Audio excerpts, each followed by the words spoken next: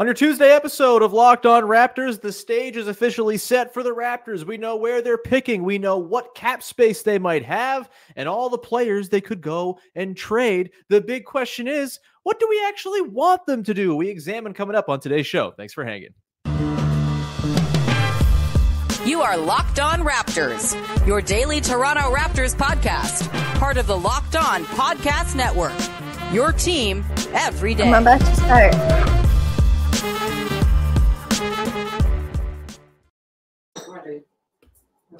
Hey, what's going on? And welcome to another episode of Locked On Raptors, part of the Locked On Podcast Network, your team every day. It is Tuesday, May the 14th, and I'm your host, Sean Woodley. I've been covering the Toronto Raptors now for 10 seasons on various platforms. You can find all my work over on the website that don't work so good, at Woodley Sean. You can find the show on Instagram at Locked On Raptors, and you can join us in the Locked On Raptors Discord server, where we're definitely not still talking about the Jakob Poeltl trade.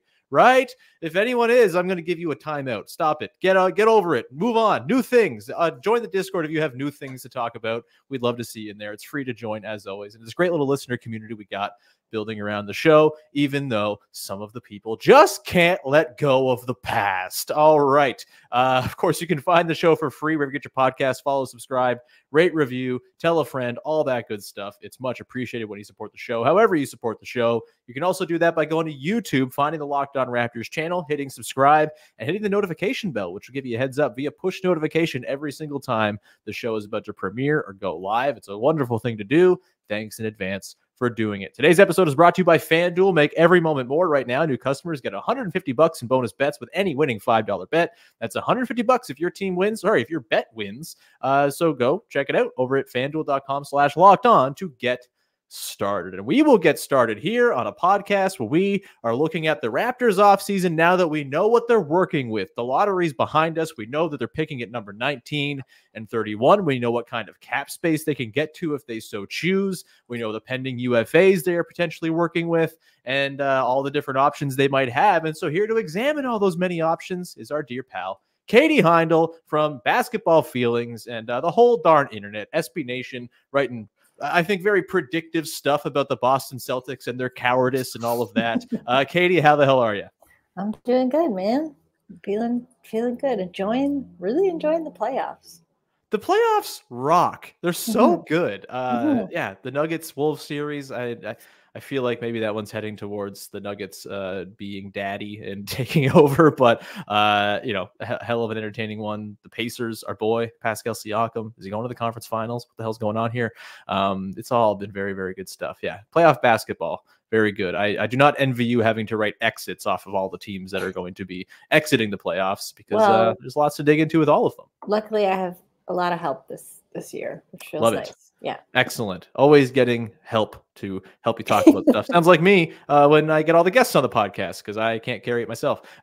So thanks for joining Katie today. I guess before we get into draft philosophy and Bruce Brown and trade possibilities, ways they might be able to use their cap space, I do just want to get your thoughts. We're recording this the day after the lottery. You're listening to this 2 days after the lottery. We now know the situation with the Raptors pick. I don't know about you, but I feel like the backpack that Draymond Green has been shooting jumpers with his whole life has been lifted off of my shoulders, and I'm just free. I can move my arms again. It's fantastic. I feel quite a sense of relief not having to worry about this outgoing pick anymore. It's just going to the Spurs. It's done. We can move forward. I've kind of made the point on the show already since Sunday that I think the fact that the team now has a chance to have all of their best players locked up for at least 3 more seasons, to build and grow together, no contractual uncertainty hanging over anything, all of their picks, plus that Pacers pick, plus the Pistons pick from the OG trade in their sort of coffers going forward as well, some cap flexibility to work with this summer. How they got here might have been pretty circuitous and bad in a lot of ways, but overall, I feel like they're in a pretty good spot, perhaps even an enviable spot when you look around the league as they sort of move into the Scottie Barnes era in earnest. Are you feeling similarly kind of optimistic about where things sit with the current state of affairs following the results of the lottery? Yeah, I think I was that way a lot when the season ended. Sure, yeah. And we talked about it in terms of there being more of a clean slate going forward really knowing where the team stood. But as you know, to your point, this does take away some of the, if anybody was still kind of waiting and hoping, and that pick was really hanging over them, which I hope was not the case, then now you too can move forward and be like, it was the case for me, Katie. Oh. I was feeling like I was crushed by this potential another year of talking about keep versus convey. I was considering seriously retiring from the podcast. Yeah, I guess like, me, I don't really I can't like be beholden to the abstracts in that way. It just, there's already too many things that we can like talk about ad nauseum, and sure. And kind of like right down to the little details. So when it's things like that, I'm sort of just like, whatever happens, like very chill about it. So yeah, the way to go. It's honestly the way to live. I'm happy that that's done with. This stage does feel very set. I was kind of feeling that way when you saw the return of like Quickley and Scottie Barnes and Gradey to Toronto. The Raptors social team had kind of shared that they were back and just like, probably doing some light workouts here and there. It just feels very, I don't know, it feels really nice. It feels like very generative, and they've got their eyes on the season next year and hopefully are thinking of it, what it is they want to be doing. I know we're going to talk about the picks in the draft and kind of what that means for the team, but yeah, generally I think they're in a good place. That like lightness is always a good thing in the NBA. Like when you have these kind of uncertainties or abstracts hanging over a front office, it can like, unfortunately give like a lot more psychic weird existential weight than you'd want it to. And I think we saw that in past seasons, just in terms of like dragging their heels a little bit on things. So it's great to have that in the past. Yeah, it's been washed away with a Mr. Clean magic eraser, and it's very, very nice. I don't think it can be overstated just how nice it is to not have all of the various clouds of uncertainty that were hanging over the team the last couple seasons, just kind of already, cleared. The sun is shining. There's a nice, beautiful sun on the rise. Maybe there's a little couple clouds dotting, the sky, and hopefully doesn't that grow into something bigger or whatever. But for the most part, it's very pleasant. It's like a nice spring day out there with the Toronto Raptors. It's a fully clean canvas. Lots of things can be done on it. It's a great parallel to draw. As you know, I was out of the city for a week, and it was like spring is slower where I was farther north. And then I came back, and my friend was immediately making fun of me because she was like, you're acting like you've been gone for 4 months. Because I was like, oh, the leaves, everything is out, the flowers. But that's how I feel looking outside. I'm like, the splendors of spring and like the summer to come. It's like a very nice parallel for the Toronto Raptors, except for the allergies. But like, we'll kind of scrub those. I'm preparing myself for this, Katie. I'm going away to the desert for 5-6 days this week. If you're listening to this on Tuesday, I'm in transit right now, most likely. And I'm so excited to come back. I think I might just go outside later today and like draw little lines of where the plants in my garden are at, and then see how much they've grown in the time I've gone to make it feel like I've been gone for ages. Yeah, it's I'm sad I'm going to be missing these formative stages of my plants' lives. It's tough stuff. What are we talking about? The Toronto Raptors? Yeah. These are good analogies for the whole team. These are still in line. We've not gone too far afield.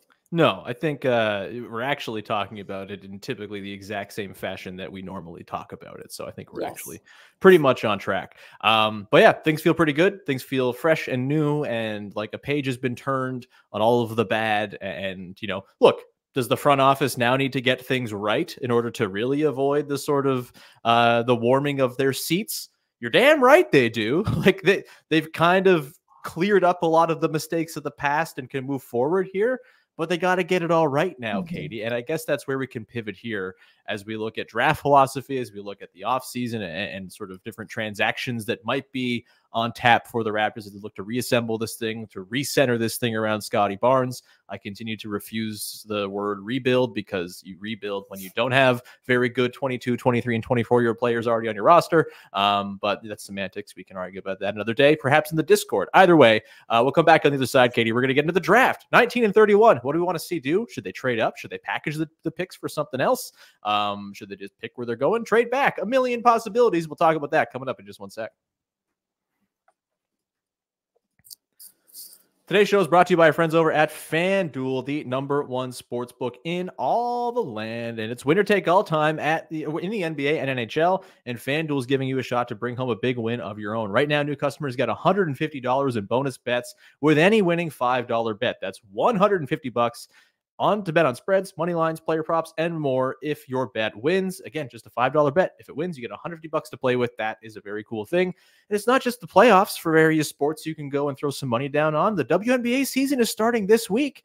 Maybe you got a feeling about the Connecticut Sun or the Indiana Fever with Caitlin Clark or the Chicago Sky with a couple of big-time draft picks coming in this year. You maybe want to go throw some money on them, making the playoffs, making a run to the finals, winning the WNBA championship. That can all be done over on FanDuel, as it can be done for individual games in the NBA or NHL playoffs. Go check it out. All sorts of ways for you to play on their very user-friendly app. Visit FanDuel.com/lockedon to make every playoff shot count. FanDuel, America's #1 sportsbook and proud partner of the Locked On Podcast Network. Please play responsibly.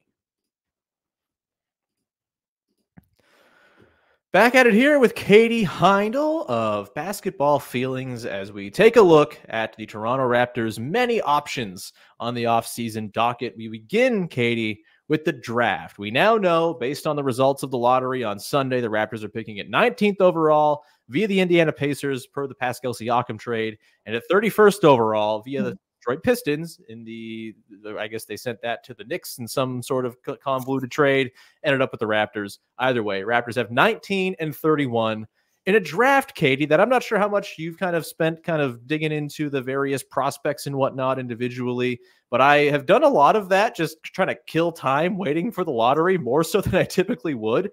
And I genuinely think the range of like 15 to 35 in this draft excites me more than the upper echelons of this draft in terms of where guys are projected. It's a lot of interesting players and a lot of players who I think fit exactly what the Raptors are looking for fit-wise, whether it's an extra big man, there are some of those guys available, whether it's extra guard play, there are certainly some of those available, and wings.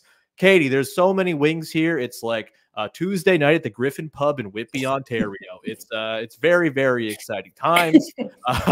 So, Katie, I have to ask you, what do you want to see them do with these picks? Like, is there a particular direction you'd like to see them go? Do you think fit is more important than overall talent in these certain positions where it's kind of a role player redraft? Maybe fit does actually kind of equate to talent in a lot of these cases and all of that. What's your sort of general outlook on how they should use these picks? Trade them? What like all sorts of options available. What do you want to see them do? I think keep them. I think they'll probably be drafting for fit, going like it's so funny. I was just writing about an interview I'd done with Dan Tolzman back before, like when he was still mostly in charge of scouting, which he still has a major hand in. But we were talking about, the Scottie Barnes pick. And I remember asking, like, were you guys nervous? Wasn't the right word, but there's this sense of like, they hadn't had a pick that high in such a long time. They'd had this like, between 19 and maybe 27, 30, and they'd done quite well in that area. So it's like there was much more pressure in a way, and he was like, yeah, we did think about that. I was like, we better get this pick right, which is interesting. But like, that was all to say, he was like, there's something implicit, obviously, in a high pick. You want them to come in and be impactful right away. But the Raptors as a franchise had set themselves up so that like, the thing about picking in kind of the mid-range or out of the top 10 is you're assuming growth. Like you're picking those people to, yes, be impactful because especially the way that the team is constructed now, they're going to get minutes. Whether that's like, bopping around on a two-way, whatever, like they're going to get minutes they're assigned to 905 or with the team. Sorry, I know I used two-way incorrectly. I just wonder if people are going to be finicky. If you're mad about that, go touch grass. Carry on, Katie. I just I was like, I say this all the time, but in my mind, that's what I mean. Anyway. Sure. And like the point is growth. The point is that you want people to exceed your expectations because you're not just drafting them because it's like, oh, they're a great XYZ or maybe just XY at that level. You want them to surprise you. You want to draft people who are going to pleasantly surprise you with their capability for growth is basically the secret sauce of that range. You know what I mean? And I think that's like, I'm not really a draft believer in that I hate the language around it. it is such a crapshoot wherever you're drafting. But to draft in that mid-range, I think that's where you see the most successful athletes in the NBA who have the most career longevity are usually drafted within that range. Sure.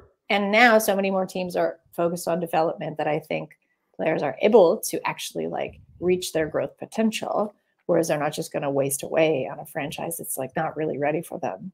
And the Raptors are, as we know, digging back into development. So I think, like, you know, you said wings, that would be great.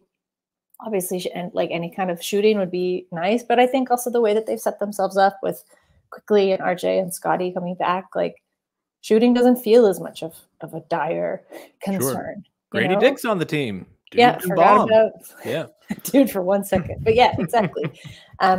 So I think they've got some freedom in terms of who they want to draft, and I wouldn't be surprised if they go for more of a versatile person, like at face value.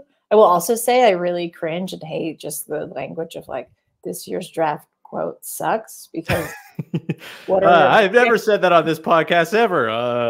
Like, you know, the metrics, it doesn't matter. Like this year to next year, like why was last year so good? Because Wemby was in it. There's just one person. And you can't really know the outcome of a draft till I'd say about 5 seasons after that specific draft, you know? So all to say, and I definitely feel a personal bias because a lot of the kids in this draft, I actually got to spend a lot of time with at McDonald's All-American, which just happened to line up with this draft. So, you know, someone like Isaiah Collier, who was like a phenomenal basketball player, you know, like Manis Buzelis, who has obviously done some time with Ignite, but like, I think this is a Raptors-y draft to me. You know, this is a Raptors-y sort of like they do really deep scouting. They know their people. They're going to go in and pick people who, like, maybe on the surface you're a bit like, I don't know, but when you dig a little deeper and understand the fit in terms of like, the technical skill, but also the personality, you know, the work ethic, like these are the things that I think are going to be much more important to them with such a young team.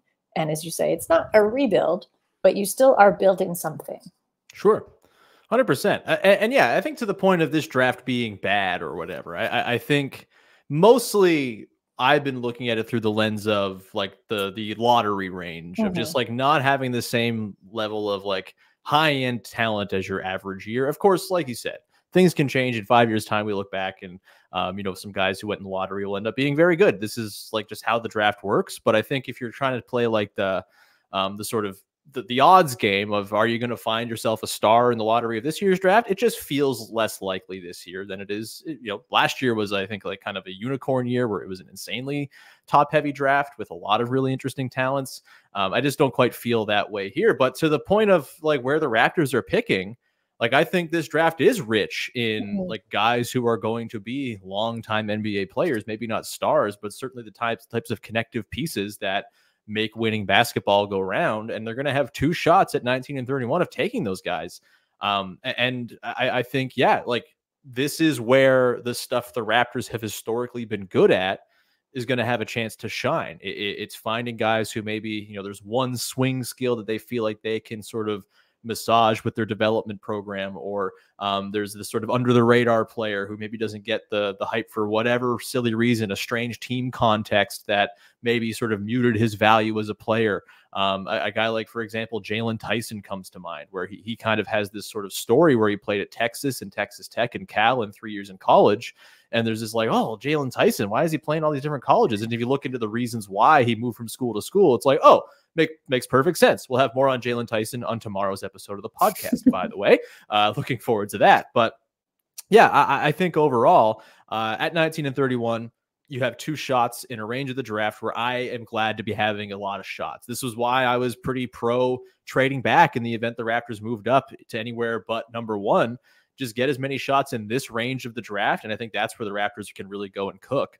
And, you know, again, we'll talk about the guys who are there over the course of the coming weeks. Tomorrow we got Tyson. We're going to talk about Tyler Smith. We're going to talk about Jameer Watkins. And that's 3 of like a couple dozen guys in this range who you could theoretically talk yourself into with either the 19th or 31st pick. On the point of trading, I'm like, don't trade these picks, use them and add some talent to the pipeline and sort of fill in the gaps that you have right now. I would love if they use both picks on sort of versatile, potential two-way wings. That's, I think, the biggest need on the roster long-term right now. But I wouldn't be upset about a big man. I wouldn't be upset about like a high-end guard type to come in and sort of be the backup right away. And there's going to be an element, especially at 19, of just kind of letting the draft come to them. If someone slips from the upper ranges, hey, like get opportunistic and take someone there if you feel like they're a good fit. But yeah, and I don't think trading up is really the move here either. I think trading up to sort of get fewer shots is not the way to go in this draft. Having as many looks as possible, I think, is kind of where you want to be. And I have no issues with the Raptors being at 19 and 31. I think it's actually a pretty decent set of picks to have in this year's class. Any other quick straight thoughts there, Katie, on the draft philosophy at all before we move to the sort of off-season questions regarding Bruce Brown and cap space, et cetera, et cetera? Just generally, like, the draft can already feel like such a vampiric thing in the way that we talk and put people's bodies in the abstract. Like the combine just happened, and I'm always reminded of that kind of language during the Ronnie combine. James is short. Fire him into the sun or whatever. Yeah. That's him. He's short, but he's got some motor. Anyway, I was just gonna say that the one thing that doesn't feel so brutal about the draft and still holds some joy in it for me is how hopeful it is. So I just hope that doesn't get quashed. For sure. It is still like, it's why it sucks when people are like, this draft sucks. It's like, yeah, these are still a whole lot of real people's like dreams coming true. Let's please not try to screw their dreams. They're garbage.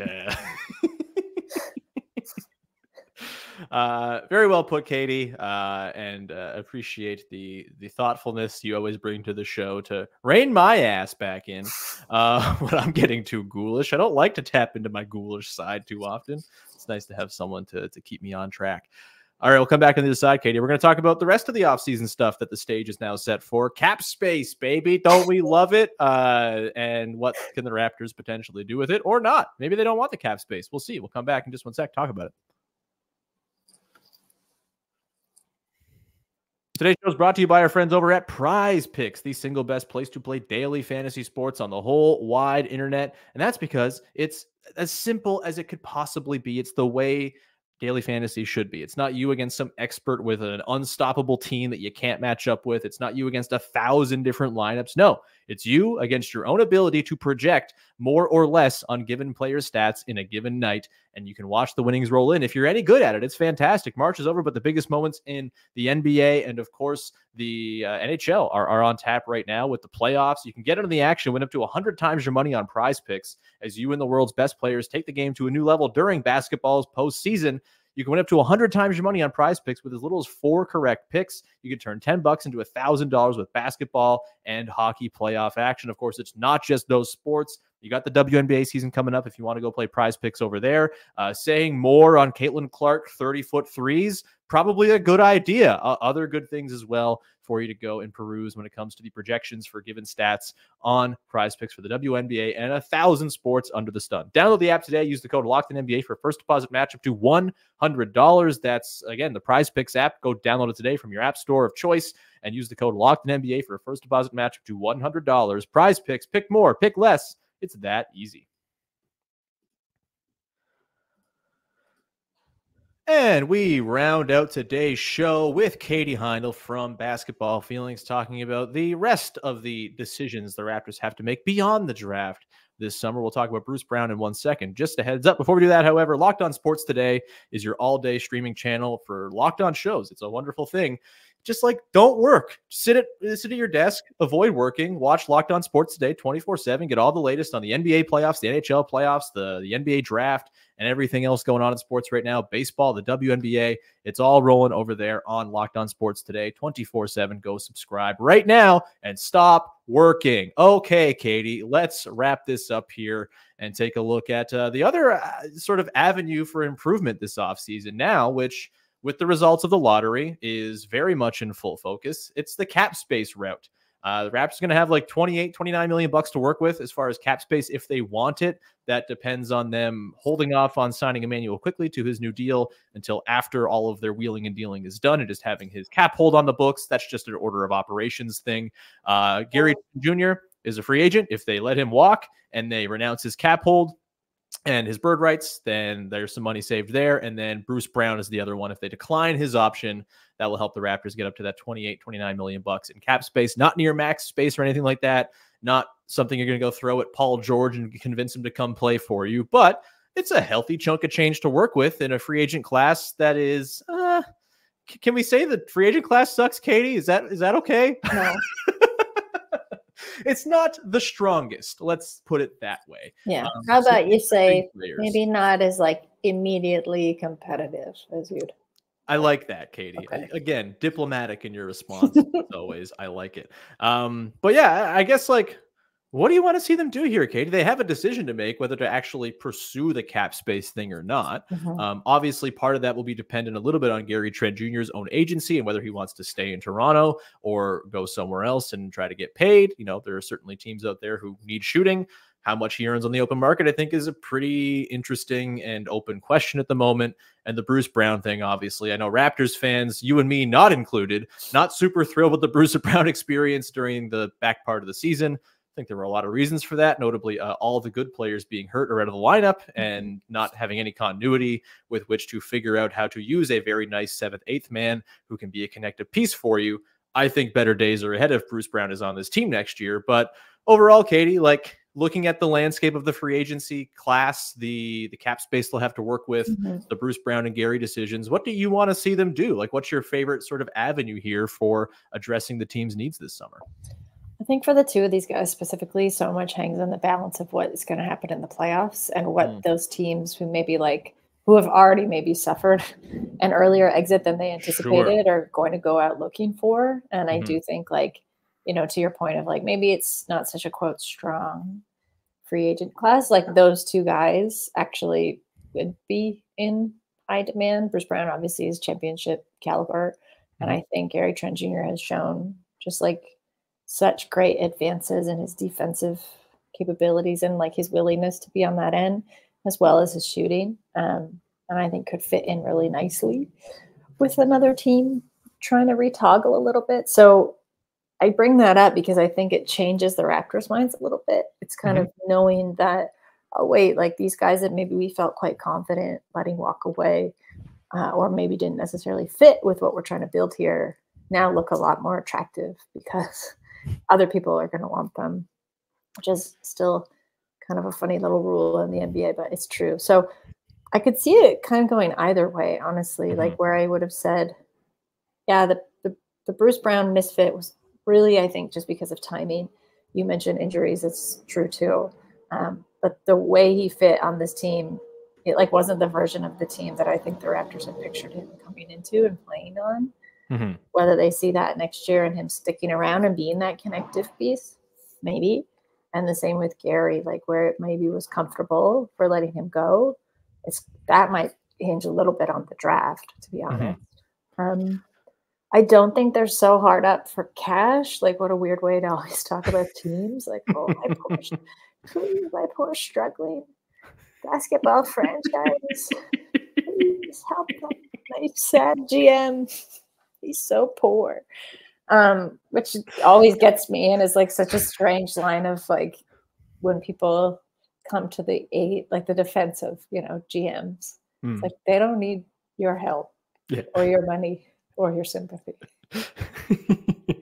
So that rant aside, the Raptors are in a pretty good position all in all. And I think that's what makes it kind of tough to say, like, they have to keep one of these guys. They have to let one of them walk. I think it really will depend on what they're looking at, who the core is going to be. Like, Gary still fits to me decently well, and Bruce Brown maybe doesn't, just because of the age thing, which you and I have talked about before. Sure. Know? And of course, he's only like 27. He's not bad. I know, which is so wild to be. Look at Katie out here with dunked on brain. He's 27, therefore he's nearly dead. I mean that more in terms of where Bruce Brown's at in his career, and that he might be like, you know what, I'm kind of wasting some of my prime on a team that's like not really trying to make a long-term run. And I think he's trying to maximize not just his contracts, but, you know, his competitive options. That's there is an interesting, for sure. There is an interesting sort of thing with Bruce Brown where maybe the team's context doesn't quite suit his desires at the moment, but also if they pick him up, he's making $20 million next year. And I don't think some team is going to go pay him $20 million on the open market. I think even he would agree that the deal the Pacers gave him was this sort of strategic overpay to allow them to make a trade for someone like Pascal Siakam. I think everyone was kind of in on that. And so I'd be curious to get the truth serum from Bruce Brown as to whether or not he'd like to have his option picked up or not. And if the $20 million can, supersede the perhaps less than ideal fit for his talents and sort of, ideal usage. But it's an interesting one. I think, yeah, to your point, it's hard to have a real sort of hard take on this one. I know this is what podcasting is supposed to be, but I do think they got to let the sort of landscape of the league set up a little bit here, right? Figure out which teams are going to be looking to offload money. And, if that's the case, maybe the cap space route becomes viable, not for free agency, but for soaking in a more expensive player into your cap space and sending Bruce Brown out. Like, that's a way to use that cap space as well. Maybe there are teams, maybe the Raptors view themselves more of a team that can take on bad money and have picks attached to it and, get assets that way, right? Like that's how some teams have sort of like, quote unquote, weaponized their cap space in recent years.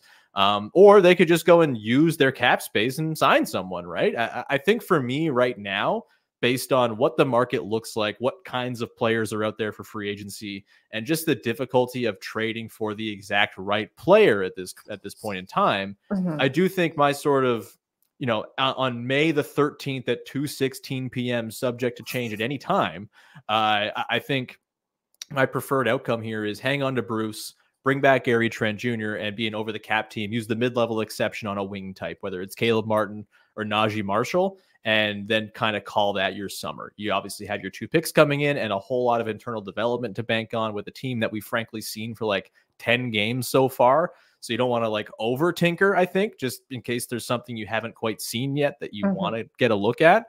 They're not forced to go and make a big splash this summer. That said, like, they could. Like, I don't think they're so far away. And I think like Scottie Barnes is good enough. You could probably talk yourself into more of a win now move if the right thing comes along. Just the right thing coming along doesn't always happen every transaction cycle. So we'll have to see there. But yeah, Bruce plus Gary Trent Jr. plus mid-level exception wing, I think to me is kind of the best outcome at the moment. Again, subject to a whole lot of change as teams suffer catastrophic playoff losses and stars agitate for moves and dominoes begin to fall. Of the free agent guys out there, Katie, say they go the cap space route. Say Bruce Brown gets declined. They don't bring back Gary. You got Malik Monk. You got Caleb Martin. You've got Najee Marshall. You've got Nick Claxton. Of that group of guys, there are other guys as well. Isaiah Hartenstein's out there as sort of one of the higher end guys in the market. It's not going to be Paul George. It would be so funny if it was OG Anunoby. It's like the long con of the Knicks as payback for the lawsuit or something like that. Maybe a book will be written on this, or we're just in the middle of the book right now. We don't know how it ends. But of the guys I kind of laid out there, is there someone in particular who you're like, ooh, that would be a fun addition?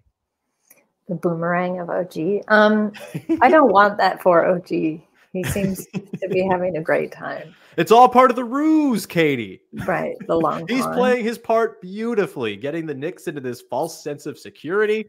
Brilliant. I like Pascal's part of the work, beating him in the playoffs. Yeah, it's true. They're all in cahoots. Now I'm conspiracy theorying. I like Hartenstein. I just can't see that happening. No. Especially with this Knicks run. So I think like of the people you mentioned, Malik Monk, I do like a lot. I know you're not a fan, but I like Nick Claxton. I like Malik Monk. I don't know if he's like a perfect fit, but he'd certainly be a talent upgrade. Yeah, Claxton I'm more on. Yeah. But I like him. I think I'm still quite curious about him. I don't think he's necessarily had a fair shake and a good steady runway, So I'd like I don't know. I feel like with the Raptors team, similar to like Quickley and RJ Barrett, he could find some space and really thrive. But yeah, I like Malik Monk and him, I think are good fits. My issue with Claxton is just like, I think his offensive fit's weird. I don't think it really works with Scottie. I think it's kind of samey with Yak as well. And it just feels like maybe not the best use of resources, but he's a good player. Like he's a good defender. Like there would be utility to having him on the team. I think especially in lineups like next to Kelly Olynyk. Then you might be cooking with something there. But I think Monk, if they're going to go the free agency route, if you can get Malik Monk to sign, wouldn't be my favorite move probably, just because I think it leaves a lot of defensive questions, but maybe that's something you can address via the draft and have a better idea of sort of how your defense projects 2, 3, 4 years down the line when you go and make that offer to Malik Monk. But I still think Brown, Gary, and a mid-level guy are kind of my my preferred options at the moment. With that, Katie, feels like we can wrap things up. Unless you have any parting shots on the off season ahead. If not, take the floor to promote whatever you want to promote.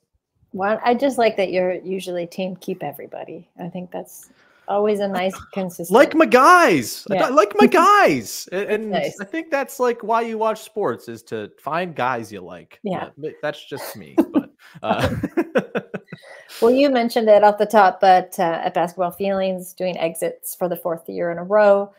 Basically, it's just like a little bit of an extended runway and a look back on the season that was, or maybe wasn't, or the season that the team wished for, as every franchise gets eliminated. Mm-hmm. Really ruminative. Like, some of them are really not about the team at all. They can be about a specific person or maybe the history of a place. But the guest writers thus far have included Henry Abbott of True Hoop on the Suns, but that was just about Matt Ishbia. A really sweet takedown. Kelly Dwyer. The takedown of a moron owner, as good as it possibly can get in basketball coverage. Mwah.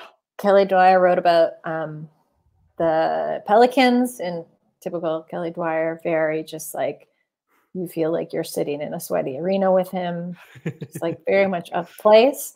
And then I have some really, like, I have more excited guests lined up, based on teams that they picked and really want to cover. So, I wrote about the Lakers. Really didn't get a lot of Lakers fan hate feedback, which I thought I was going to, because I wasn't particularly nice about the fraudulent Lakers. Maybe Lakers fans have achieved self-awareness. Is that possible? Maybe they know they're frauds. Yeah. And then aside from that, so that's at basketballfeelings.com. And then aside from that, I'm actually going to be writing a column about the WNBA for the Believer magazine. Hell yeah. And that will start this week. So you can read that at Believer.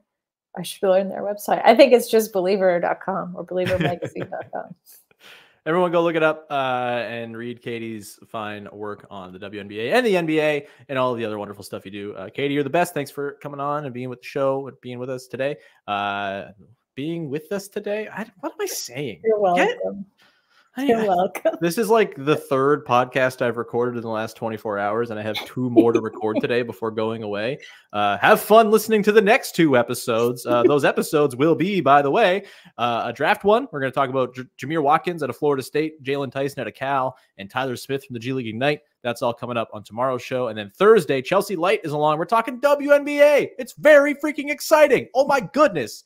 Toronto's getting a team. We're talking about that at length with Chelsea coming up later this week as well. So thanks for rocking with the show. Thanks for supporting, following, subscribing, rating, reviewing on all of your podcast apps and on YouTube. And we'll talk to you again on Wednesday with another episode of Locked On Raptors. Thanks for hanging. Bye-bye.